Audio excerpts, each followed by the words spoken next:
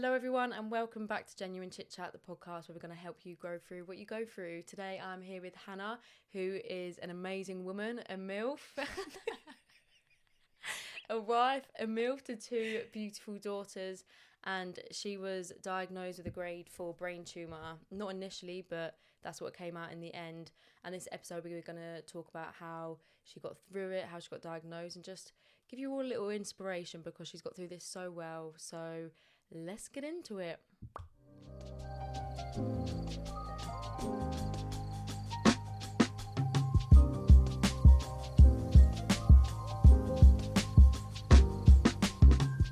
Hannah, how are you doing? I'm very well, thank you. How are you? I'm good. So do you want to speak about before everything that happened, before we get into it, what life was like before? Because you were a dancer and into fitness, yeah? Yeah. So I was a dancer for 22 years. Wow. That is literally all I've ever done since I was little. Competitive shows, had my own dance school. And life was good. Life was, from an outsider's point of view, perfect. Married, I've got 2 healthy children. I worked in sales and I was currently on mat leave. So my youngest was 11 months old. We had just got back from a Disney cruise. Oh, how was that? Was amazing. Was it tiring though? Like surely by the end of it you're like, oh my God, this is exhausting. There's so many people. I don't know if you've ever been on a No. cruise. Oh, I've been on a so cruise, many yeah, not a Disney people. one though. Extra queuing for all the celebs characters. You could never get a lift. So I wouldn't actually do a cruise again, especially now I know I've got a brain tumour. But all I will say is I'm so glad that all of this didn't go down whilst I was on the cruise ship. Yeah, because you're travel insurance, because you would have had cruise insurance, right? Because Yeah, but they only have a doctor's room and we only docked once. So I would have just been in like this little room. that is so lucky. And it was 4 weeks before everything happened. Oh my God. But we had a lovely holiday. Yeah, that's all that matters. Who Looking cares about back. everything else? My last holiday. So what happened when you got back from that 4-week holiday? Not 4-week So- holiday, but 4 weeks after that holiday. So on September the 12th, 7:30 in the morning, I remember I was with the girls downstairs and I felt a bit sick. Went to our downstairs toilet, handed the baby to my 9-year-old daughter and said, watch her a second. And then I just remember looking down and seeing my hand go funny and it felt numb. Next thing you know, I must have hit the floor. My daughter's heard a bang and it must have been petrifying for her.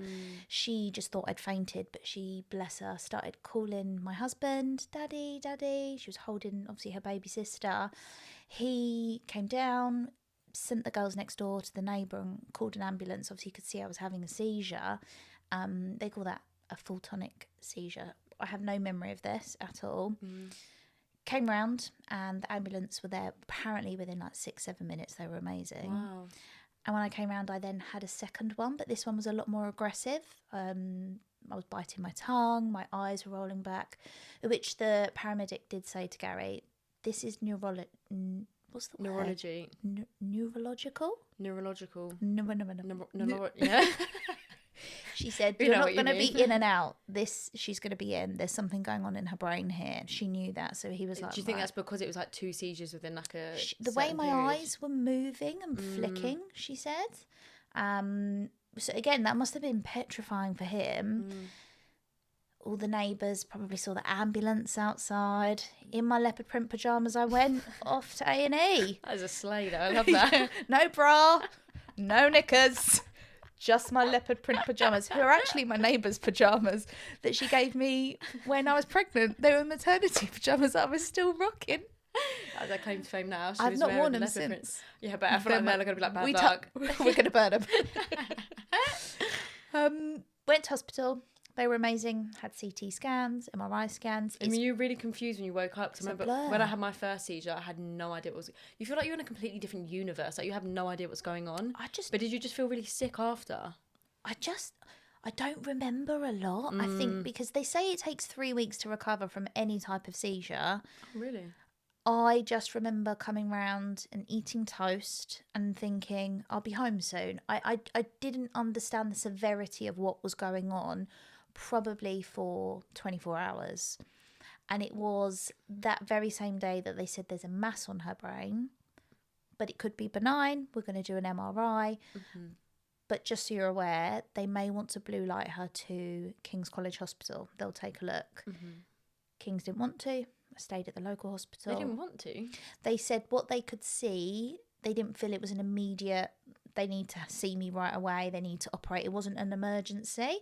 They were happy for me to be seen as an outpatient and have more scans done at the local hospital. Right, okay. Which I did over the next 24 hours. So that was the Friday by this point. On the Monday, we then went to King's, discussed the MRI, at which point they said, we do think it's cancerous, but we think it's low grade. So the words not sinister, not highly aggressive, a low grade glioma were used. So we just felt this wave of relief. Yeah. Oh my God, I can do this. I'd done research. All weekend I was Googling stuff. Assisted dying was something that I looked at because you hear these words and you just think you're going to die. Yeah, you do. Because it's like, it's that unknown territory. You don't know what is going on. So whatever you read, you're just like, that's what's going to happen. I'm going to go through that. Dr. Google. Dr. Google is an absolute arsehole. Yeah. I was going to say something else, but I was like, no, maybe not that. But yeah. But we still check him out. We do. Why? I know. He needs to be blocked on everything. I've got better. Yeah.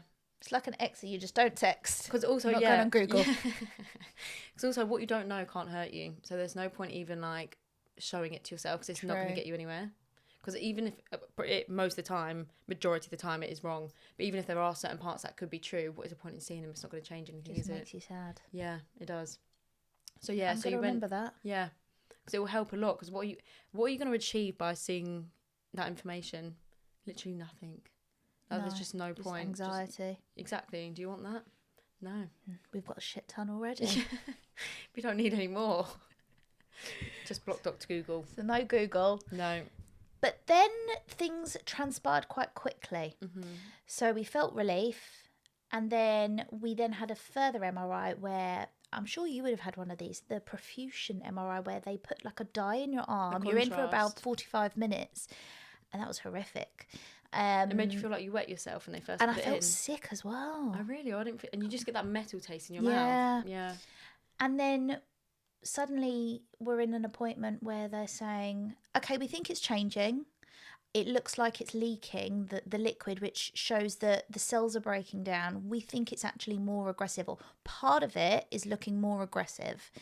So I said, oh, you think it's high grade then? And he went, yeah. And I went, oh, a 3.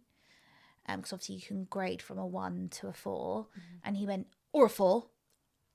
So his bedside manner obviously wasn't what I was looking for. But I also understand to be in that type of role, they have to be very factual and they have to say how things look. That is exactly what I thought. Like, so when I went to my first surgeon and got told everything, you want them to be a bit more kind and like, oh, it's okay. But they're not. They're like, yeah, so I think it's a grade 3. I think it's like, they just spit facts at you and you're kind of a bit taken back. You're like, oh my God. It just comes out of nowhere. So the first scan, was it just a CT scan when they said it was a low grade? CT and MRI. Oh, really? Then I had an MRI with at the King's. Contrast. Yeah. So the King's MRI was more detailed, but they are saying, no, it's changed within those 2 weeks. I don't agree with that. I think it changed before then. But I think perhaps the first MRI wasn't as detailed. When I look at the pictures, they look completely different. And then he said, we would like to operate next week. And I'm like, my daughter turns 1 next week. No. I can't have brain surgery on her first birthday. He said, okay, we're going to have an MDT meeting this evening. We're going to discuss when we can get you in, because obviously someone will have to lose their slot. Someone who is not as high risk as you will now not have their surgery next week on their brain because you're more important and your cancer's more aggressive.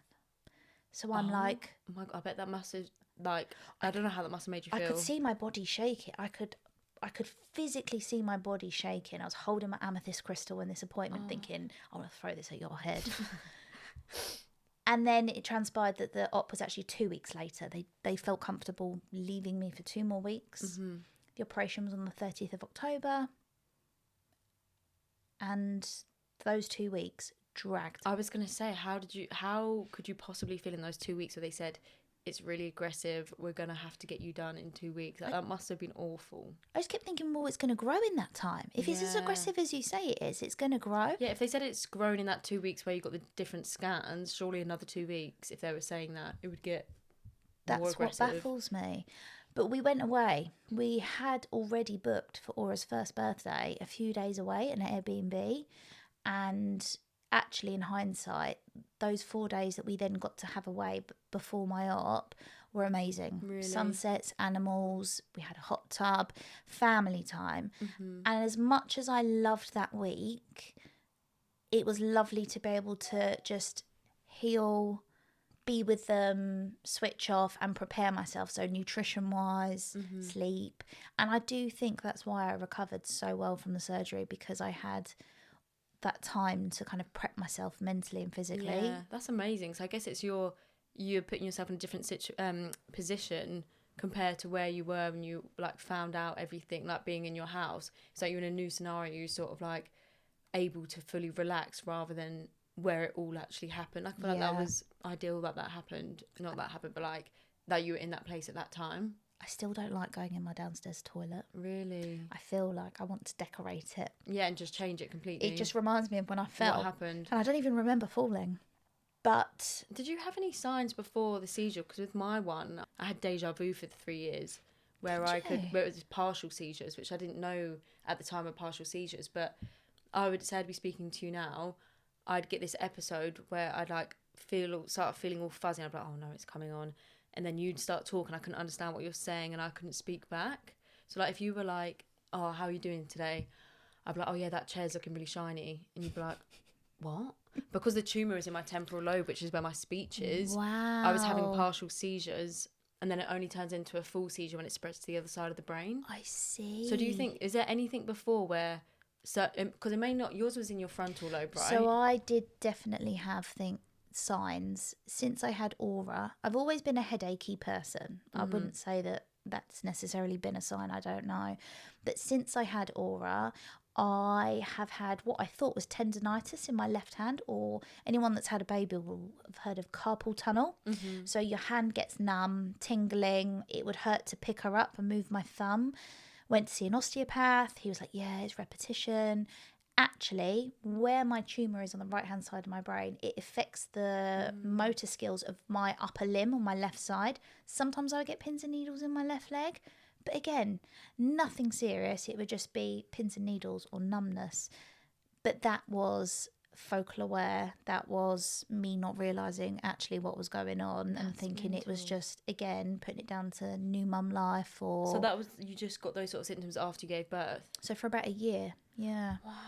And did they say how long they think that you've had the tumour for? Like when it got to that stage? They think it was low grade for a very long time. So 5+ years. It was a low grade 2. Ollie. They've got really long names, haven't they? Oh my God, Ollie, yeah. Godiga, blah, blah, blah, blah. But it was there, growing, without me knowing. I was so living annoying, my isn't best it? life. Birthing children, working in sales, nights out. And I just got on with it because I didn't know. And I wouldn't say I had any symptoms until I had Aura.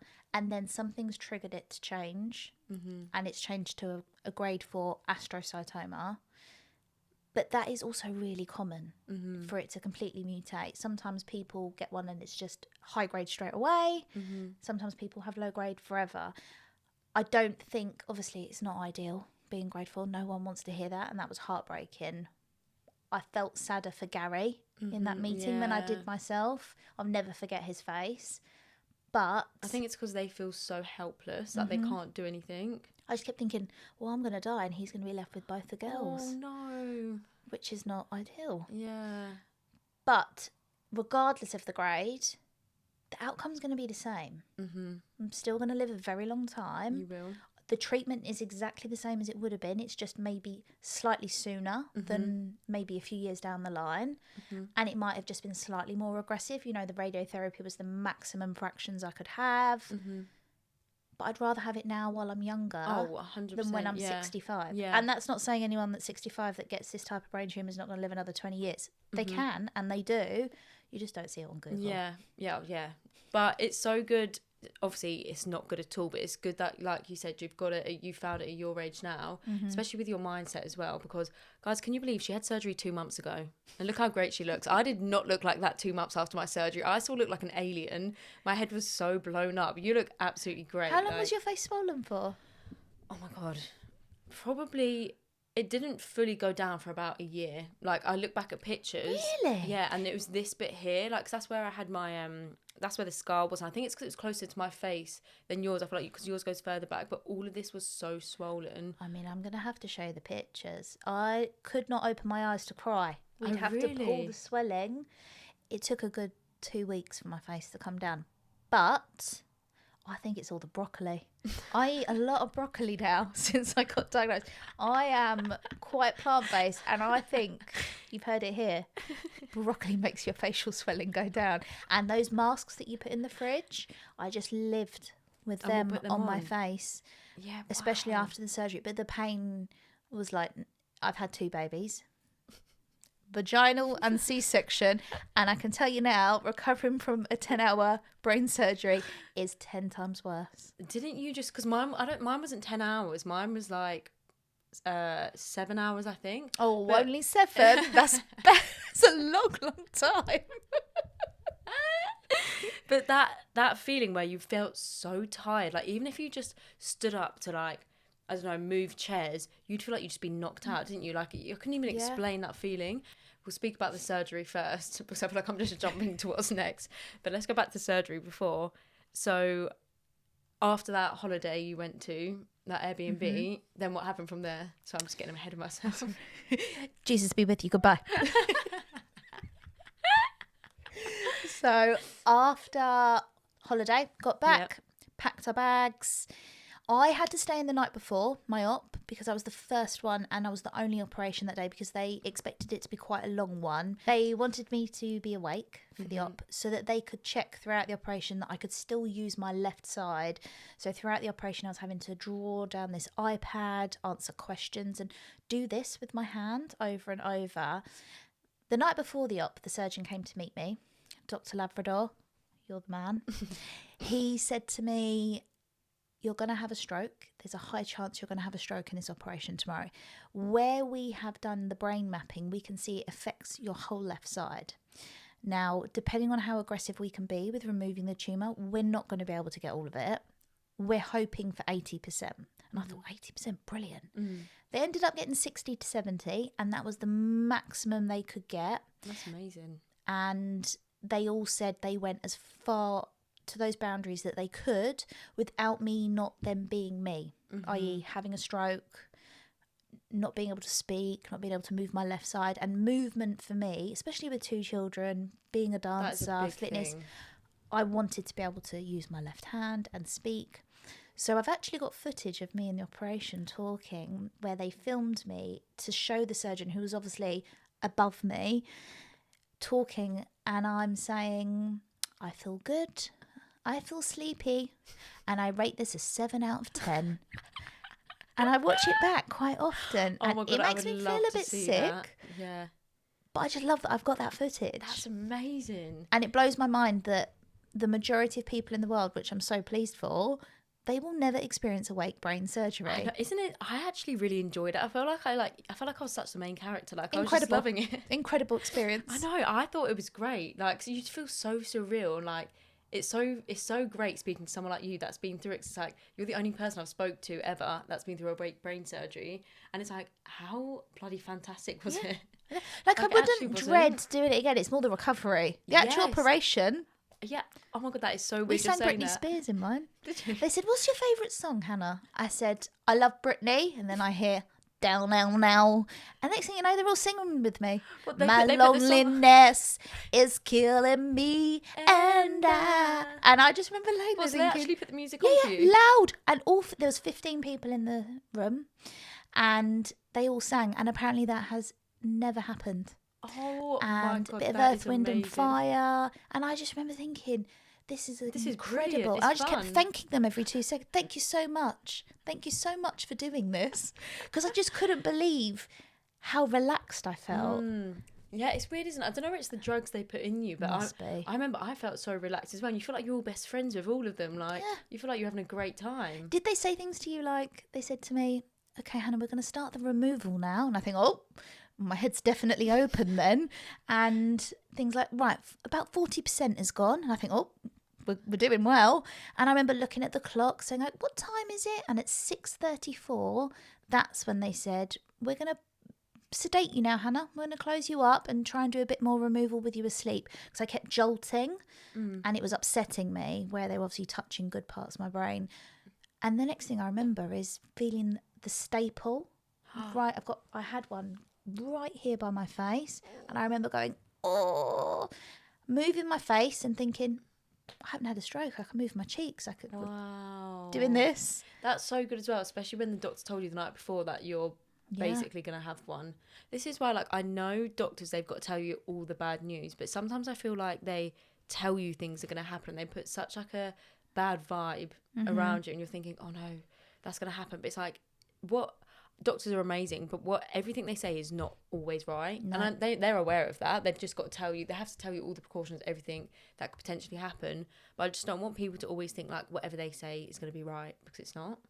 They say accept your diagnosis, not your prognosis as well. So take on what the doctors are saying, but everyone is individual with anything. So you can't always be guided by that. Take on all their advice, take on everything they're telling you, but they get it wrong. And you know your body.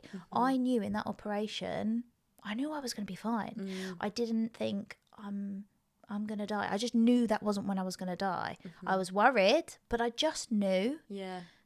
So you just have to believe everything's going to be okay. And then if it's not, you figure it out then. Yeah. Was there anything you did before the surgery where you prepared yourself to make sure you were ready and make sure it all went well? I wrote myself a letter to read when I got out of hospital. Wow. So that was emotional. But writing that, I thought, no, I'm going to read this. But the final line did say, Gary, if you're reading this, I love you so much. So a part of me must have thought, I need to write this just in case I die. But I didn't do anything for the girls. I didn't do memory. I thought, I'm not putting this. You're not putting that into the universe. No. Because you entertain the idea. Anything, if you think something bad's going to happen, you make it happen. But also, I never thought this would happen. And it's happened. So I can't control everything. Yeah, you can't. Control the controllables, right? So the only things I can do now are nutrition, movement, how I talk to myself, how I let it consume me. Yeah. Something I'm still working on. But you can't control everything. You can't. So after surgery, the surgery went really well, like you said. And how long were you in hospital for after surgery? 46 hours. Oh my God, that's amazing. I was going home. You were like, I'm not sitting there any longer. Walking. I was like, I don't need a commode, thank you. Yeah. I was up. They were taking the bandage off. And how free did you feel when you like got into the car did you get into a car on the way home? Well, it's quite a walk from the hospital at King's to the car park, which you can't park in. So we were parked at the station, Denmark Hill. Swollen face, holding on to Gary, nearly walked into a lamppost. And I just remember thinking, I'm going to get home. Now, we didn't have the girls for about 10 days because I thought it would be really stressful for Eva especially, and I can't hold a baby. I mean, I couldn't even go to the toilet on my own. I couldn't use my left side after the operation. My left hand, I'd think I was using it, I wasn't. So I'd say to Gary, look, I'm doing piano fingers, and I would just be moving my right hand. They warned us this would happen. They told us that I'd probably need rehab. My brain thought I was moving, but I wasn't. I was just using one hand. And did it feel like it was moving? Yeah, I was fully convinced that I was doing this. This hand would be still, and I'd be moving the right hand. But what's worse is I then, as the day would go on, I'd tire, once I was out of hospital, I would hold my hand like this, and my arm. This would be comfortable. And I can laugh about it now, but I would literally hold it like this because I just didn't have the strength to move it. It was like someone else's arm was attached to me, which was very scary. Like when you sleep on your arm in the middle of the night and it's dead. Yeah, basically. But I just felt so grateful that I was alive. So at that time, it didn't feel like a big deal. And they kept saying, it'll come back, it'll come back. And within 2 weeks, I'd say I was much better. I rehabbed every single day. Oh, that's good. But I have 2 children. I have to have both my hands working. I've survived this. I'm going to get my hand working. That is incredible. I don't know how, because me just alone, when I was just like dying on the sofa for like, I mean, it was like 10 days, I think I was 9 or 10 days. I was proper just out of it because I made sure I'd made it to the rugby game 11 days after. But that week before I was dying. So I don't know how you would have done that with children as well. I mean, I know you said they were away from you, but just knowing like you had to deal with that thought of seeing the girls again, like how did that make you feel? I just felt like I had no choice. And I think people were lovely and they say, you know, send lovely messages. You're so brave and so strong. But you don't have a choice. When something is thrown at you, especially health related, and you have children, you just have to try your best. And I think you go into mum mode even if they're not with you. And I just thought, well, I need my hand to be working. I need my facial swelling to go down. I need to fight this. Let's get on to the next stage. And obviously 6 days post-op, we got told it's grade 4. So I thought, right, okay, well, I really need to heal because I've got a journey going here. Maybe they were the push you needed to get through this. So I wonder how different it would have been if you didn't have them, knowing you had to do this for them as well. It's like they gave you that push to be like, I have no choice. I can't sit here and just accept what's happening. I've got to change what's happening by putting in more work, more. Like you said, you've changed to like all your nutrients and what you're eating, did you say? Yeah, nutrition-wise, for more control, but also after all the research I've done, you know, knowing that what you eat turns into cells, that turns into your body. So I'm going to be taking all these meds. I've gone through this major surgery. Why would I eat something that isn't going to benefit my body? Now, I'm not saying I will never eat a chicken nugget again in my life. Unlikely, because of how I feel, but I just thought I need to get control of this. So, you know, we did research and my body has thanked me for it, not only with, you know, weight loss, but metabolism, how I've healed from the surgery, no side effects from kind of chemo tablets and things. So I genuinely believe nutrition is a secret weapon against things like cancer and chronic illness. It's never going to make anything worse. You never feel bad for eating something healthy.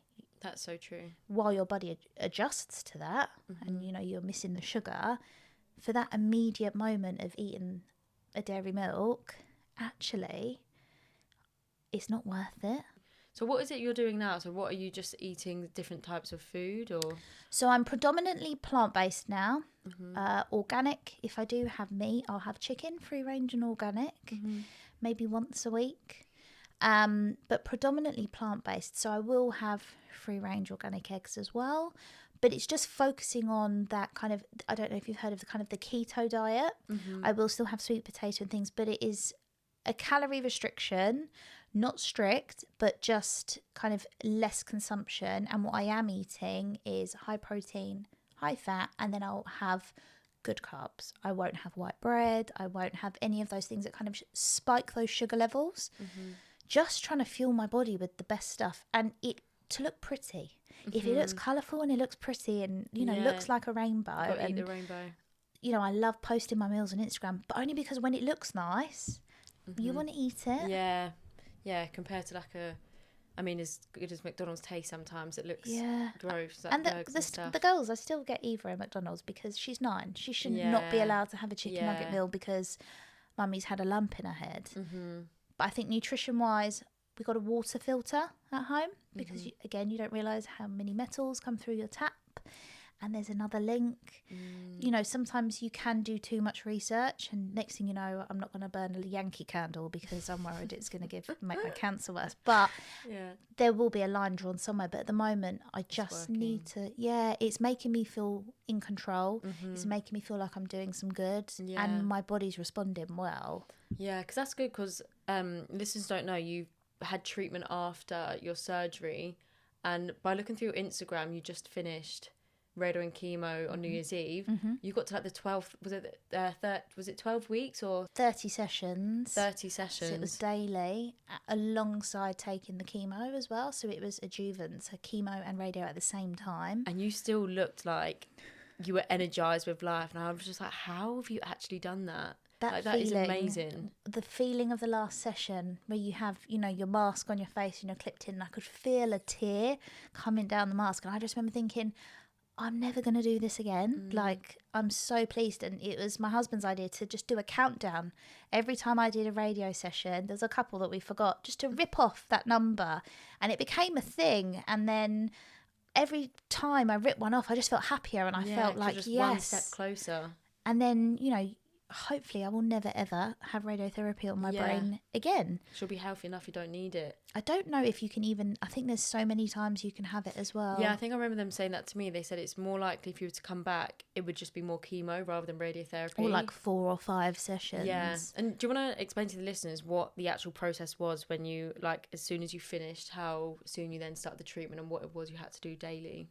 So after the surgery, so 2 weeks and 5 days later, I took my first chemo tablet. So I feel really lucky that it's a tablet. You know, I haven't got to sit there with a port at a hospital.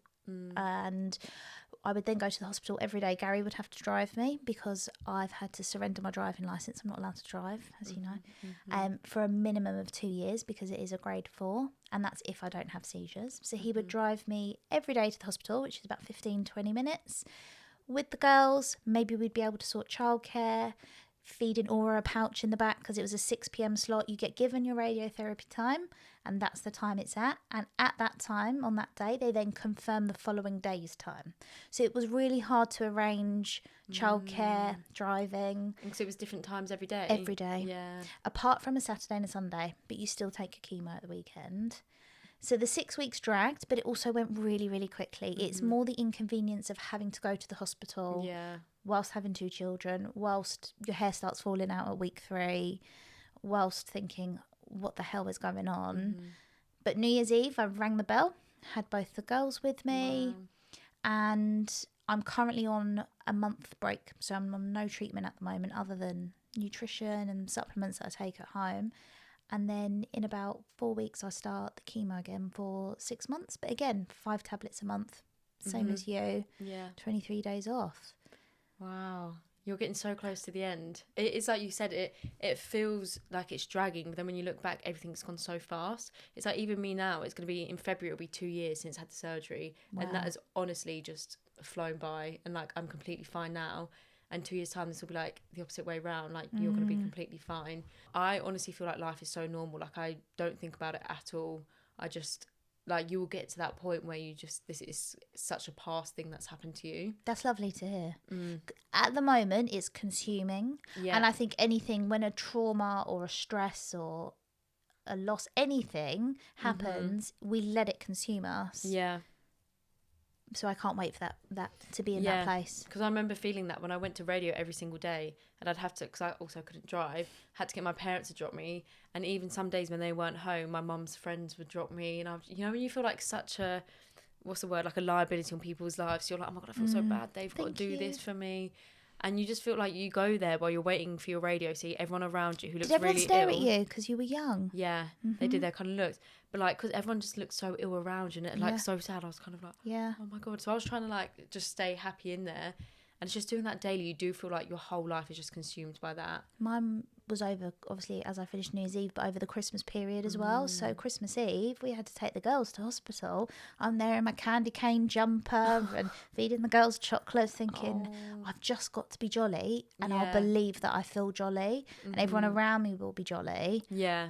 You've just got to kind of give that vibe off, because I know when I was in there and I saw someone that was in a happy mood, that would instantly make me feel happy, because it's like everyone's sitting there sad. Obviously it's so stressful for everyone going through that, but you just need that one little smile. And they used to bring around these therapy dogs as well. Did you ever have that? No. Oh yeah, they'd bring around therapy dogs and you've got to just God, like I'd stolen the dog and taken it home. I know, they were so cute. But yeah, honestly, I'm telling you now, you'll feel, once it's all over and you're finished treatment, you'll feel so back to your normal life again. But I feel like it's good what you've now changed, like you say, your nutrition, that's benefiting you so much. I mean, it obviously shows because you look great, and you, considering you're 2 months out, you just you seem like you're just like in a completely normal state. It's good that you can now carry that on after all the treatment. Like, you're probably gonna stick to that same sort of nutrition. Definitely. I think nutrition training has such a knock-on effect to your mental health, to your outlook of life. It's not going to make anything worse. And I think if anything good can come from this, it would be for me to be able, without being preachy, to help people realise actually how much your nutrition and movement does make a difference to your health. This is a horrible question, but if you got cancer tomorrow, do you feel confident that your body could recover, cope with treatment? You know, your body works so hard on a day-to-day basis. I mean, look at us with brain tumours, and we didn't even know, and our bodies were just living life. We need to look after our bodies. And I'm not saying that's why this has happened, that I didn't look after my body before, but I didn't anywhere near as much as I do now. Because I was going to ask, like, what sort of advice, if there's anyone listening that's going through this, if they're mid-treatment, they've just finished treatment, or they're about to start treatment or surgery, sort of advice you could give them, it would be about nutrients. Yeah, nutrition. I think just making sure you are eating colourful. Eat the rainbow is the way forward. As much veg, as much healthy food, but also making sure that you are full, that you're not, you know, being too strict, and just stay away from refined sugar. We don't need it. You can have fruit, you can have dark chocolate. Yes, we all love the naughty things, but it isn't actually doing you any good. The type of brain tumour that I have, through research, we've actually worked out there's 3 possible avenues of what can fuel my type of tumour, and that's feeding the cancer, and mine is glutamine and glucose. So I know if I eat a donut, yes, I'm not saying that's just going to go straight to my brain tumour, but a massive percentage of what you eat goes to your brain. Wow. So why would I eat a donut, risk that, when in my head I'm thinking that's just going to feed it, and I want to starve that bad boy. I want to live. Nothing, Like, I would rather smell the donuts and not eat it and have a Diet Coke. So similar. I'd just be too anxious. It's just not worth it. It's not worth it. And I want to be shredded by summer. I'm going to be back in my thong bikinis. It should be illegal to look that good with cancer. That is going to be my new thing. Thank God for the tumour, because now you look great. If you didn't, you'd feel awful in yourself. And that's why sometimes things happen. Everything happens for a reason. I was just meant to be. So if anyone wants to get bikini cut, just find a tumour in your Get brain cancer, lose 12 kg and wear a thong bikini. Husbands, thank me later. You have to laugh, don't you? Otherwise you cry. Literally. You literally have to, because crying gets you nowhere. I've got cancer and I can't eat donuts. One day they will tell me they can't see anything on a scan. One day they will say the same as you, it all looks good. And I will say, and my work here is done. I shall continue. Here we go. But goodbye. There has to be some good, and I think it is that I'd love to be able to help people with their, especially with mine and my husband's background in health and fitness and performance, just how to fuel your body and not wait till something goes wrong with your health. We always wait until things go bad before we tell someone how we feel. We always wait till things go bad before we eat healthy. Just do it now. People wait until you're sick or if someone's died before they say lovely things about them or to them. And I have been so overwhelmed with the lovely things people have said to me. But I wish these people said these things before this happened. So that is definitely something that I want to take forward. If I think someone's hair looks lovely, I'm going to tell them. That is the biggest thing I've learned from this, just compliment people, because it makes them feel good, and them feeling good makes you feel good. It's like you're just radiating that positive energy off between you, like the graph of feelings. Love is the best one that emits the most energy. So it's like, why not choose to do that? Okay, I'm going to give you a compliment. Go on then. Your skin is flawless. Yeah, not seen this monster. Even under this lovely light. Honestly, your skin is lovely. I wouldn't say it otherwise. Wow, that's lovely. You've got lovely teeth. Thanks, I paid quite a lot for them. Thank you so much. And your skin is also glowing. It's the broccoli again. In my operation, they kept saying, keep smiling, you've got lovely teeth. And I was going, I paid enough for them. Well, yeah, you are glowing overall. And doesn't it just make you feel great, giving compliments? This is it. That's the challenge. Yeah. Compliment someone. Compliment everyone. It's that programme Afterlife. I don't know if you've watched it. Yeah, I started watching that. It's sad. I don't watch it, but it is lovely. But they say happiness is so special, something like this. This is the Hannah version. Happiness is so special, it doesn't matter if it's yours or not. And that's so true. If you can make someone happy, or if you're walking down the street and you see someone giggling, you smile. So I think just being happy and telling people how you feel, and don't wait till they get grade 4 brain cancer. You tell them that you think they're a ray of sunshine. Like, that is such a great piece of advice to give, and that's such a great saying, because it is. Sometimes I think, I mean, I always try and smile at people when I walk down the street, and some people don't. I'm like, okay. But then I'm like, should I just walk down smiling? Like, I'll be listening to songs and sometimes I'm like this, and someone walk past, I'll be like, but it's like, why are we hiding our smiles? Because if I see someone smiling walking down the high street, that makes me happy. Yeah. Like, it does. You just got to radiate that And you never know positivity. what someone's going, like, for example, if I went into the shop now, Yeah. I went into the petrol station the other day to pay, and I thought, these people have no idea what's going on at the moment, that I've lost half of my hair, that I'm currently popping chemo tablets, that I've just had brain surgery. And to them, I just look normal, because you have no idea what someone's going through. You can't judge a book by its cover. No. You can't. And out of all of this process, what sort of lessons have you learnt the most? And obviously, you're so strong being a mother through all of this. It's just incredible the work you've done with them as well. So, like, what sort of lessons have you learned, and what would you want these lessons to teach your kids growing up? I think I will want them to know that you're actually a lot stronger than you think. In times of panic and trauma and fear, because unfortunately everyone's going to experience that at some point in their life. You're actually a lot stronger than you think, and you just need to believe everything's going to be okay, because no one's going to be there to tell you that. You just have to do it. And I just remember thinking before the op, I don't want to do this, but I have no option. But I can do this, and I'm going to show my girls, actually, you can do this. Yeah. You just have to believe, as corny as that sounds, just believe it's all okay. Yeah, because what you're thinking, you're attracting. Your thoughts become real. Yeah, they do. Especially where it's in our brain, right? So you hear cancer up there in my brain. Yeah, you as well. Never come back. You can both Got go. No, you're so right with that. So with the toughest parts, what would you say this whole experience you've been through, like what would you say the toughest moments were, and how would you navigate through those moments to help you get through it? I think hearing that it was a grade 4 cancer, and knowing it was aggressive, knowing that I had children, made it feel worse, because my fear has always been dying and leaving the girls. And I think that that's also probably something I should address, especially now, and have help with. I think, because otherwise, again, it will manifest and I'll believe it's going to happen. I really love my crystals, even if it's a placebo effect. I love having them by the bed. Positive affirmations. I have one that I say 3 times a day. Do you? My name is Hannah Langton, and only good things happen to me. Love that. 3 times a day without fail. And I think writing down things that make me feel good so that I can read them again really does help. And I hope that's something the girls grow. You know, we've got a jar at home, and we'll write 3 things that we're grateful for every day. And Eva does it, and she'll write things like the dogs, or that I don't have school today. But I want her to grow up doing that. That's amazing, because I feel like we only sort of learn to do these things when we get to that point of life where we're like, how do we make ourselves happier? But if you're teaching her that from a young age, that will make such an impact on the way she grows up and looks at life. I think that's amazing you're doing that. I think not to wait for moments of despair, and to just channel who you are when you're alone and there's no one around you. You're not filming, you're not on Instagram.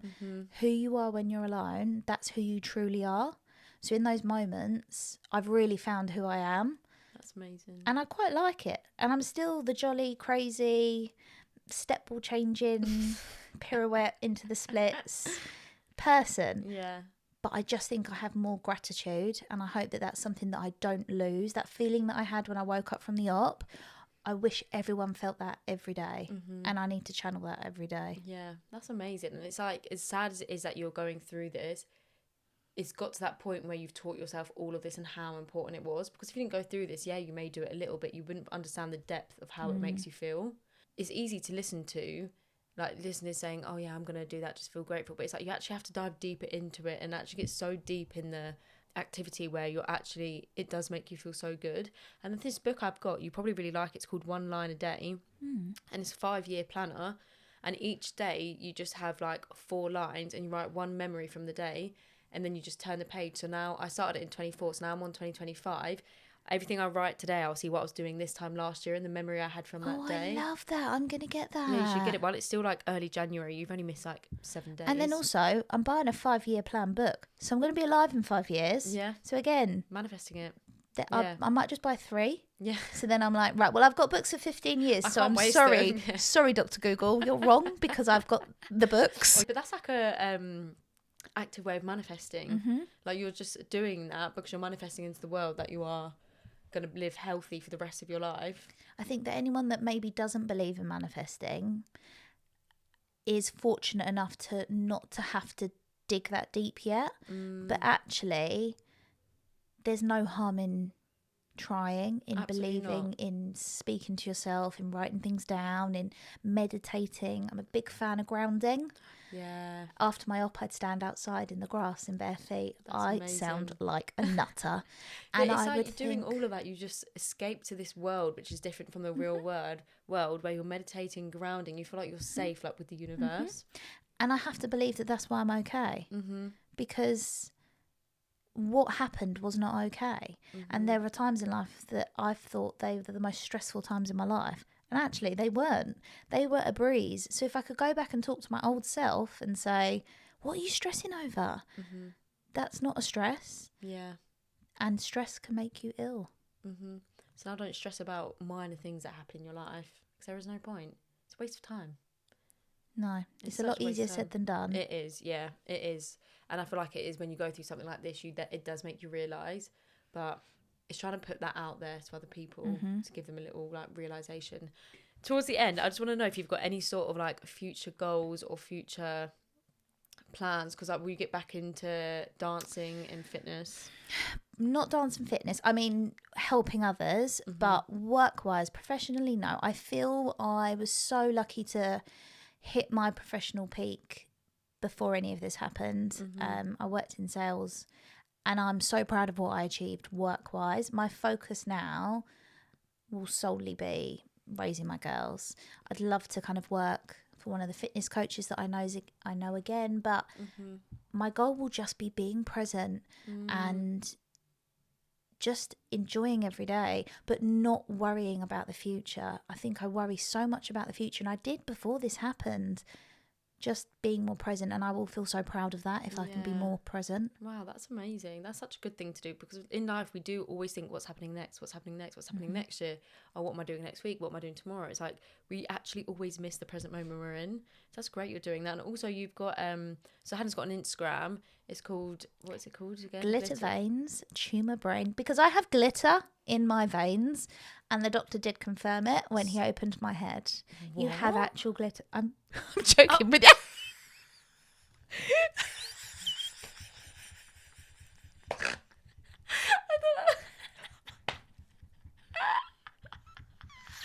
thought that was some rare stuff. It's gonna go viral. You were mind blown. My wheezy laugh's coming out. I'm proper laughing. I actually thought you had some sort of condition. Just so you know, Eva fully believes that I have glitter in my veins, and she has the same blood as me. You know, you all have different blood types. We've got that rare blood type of rhesus negative. Both my girls have. So I've said to Eva, yeah, you've got glitter in your veins as well. So then she asked me to ask the surgeon what colour was the lump in Mummy's head, and he said to say it's pink and glittery. So that's where it's kind of come from. I've got glitter in my veins. Oh my god, that is amazing. So glitter veins, tumour brain. That is. Oh, follow that Instagram, because I was saying your future could be, because you've got so many followers already, you could be such an inspiration where that could be your sort of career path where you're just being yourself and you're just trying to help other people, because I think that's amazing. Saying you're also being present and you're just willing to help other people, because I feel like this will help a lot of people. Because even since you put that post up saying your story saying you're on your way here, I've had like a few of your followers follow me that also going through like brain tumours and stuff as well. So it's just amazing. Like you sitting here and taking the time is so great that you're helping other people as well, and you should be so proud of yourself getting through this. Like it took me a bloody year to even set up a podcast. 2 months later you've got your own Instagram account and you're on a podcast. Like you are phenomenal. Like, you are amazing. Look at you. Look at you not waiting for me to be nearly dying to give me a compliment. There we go. You don't need to. Thank Do it at you. your healthiest. Like, you're amazing. You should be so proud of yourself. Oh, thank you. So I think a lot of the time get imposter syndrome where you don't feel like it's actually happened. You like, I shouldn't be proud of myself. Nothing really happened, but you should, because it is huge, isn't it? It is. But anyone listening that is going through similar to what we have, regardless of the grade, you're actually invincible. Like, if you can get through brain surgery, you can get through anything in life. Like, there is nothing. The world should fear us because we're actually invincible. I know. We need to create our own community and just take over the world. Yeah. I thought I was wild before, but I am quite fearful for what is to come. I know. Once my hair grows back, that's it. It's That's over. it. Everyone, mind out. Get out the way, because Hannah is coming through. She'll knock everyone out of the way that don't deserve it. Oh, God, this would be brilliant. So have you got a little task to give any listener, just a random task to do this week? Something that will make them feel good? So when you wake up, you say 3 things that you're grateful for. But when you go to bed, it's 3 things the next day that you want to do better. Oh, that's a good one. I think that you always feel like you're achieving something then. Some days can go by and you don't feel like you've achieved anything.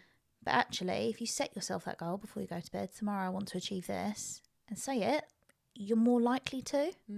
That would be my challenge. That mindset. Wow, that's amazing. I'm going to do that tonight myself. What are your 3 going to be? What I can do better tomorrow? Yeah. Go on my phone less whilst working. Big one. Manager, don't be listening to this, all right?